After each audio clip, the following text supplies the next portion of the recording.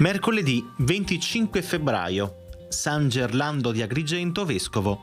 È il 56esimo giorno dall'inizio dell'anno, ne mancano 309 al termine. Il sole sorge alle 6:56 e tramonta alle 17:52.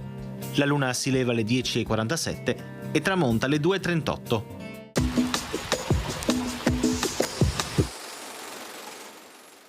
Nasce a Verona Giovanni Morelli, storico e critico d'arte. Sotto lo pseudonimo di Ivan Lermoliev pubblicò una serie di studi sulla pittura italiana adottando un metodo sperimentale, che da lui prese il nome di metodo morelliano.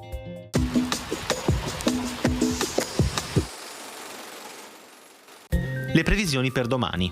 Cielo sereno o poco nuvoloso, soprattutto nel pomeriggio per qualche velatura, con foschie e nebbie in pianura, specie nelle ore più fredde.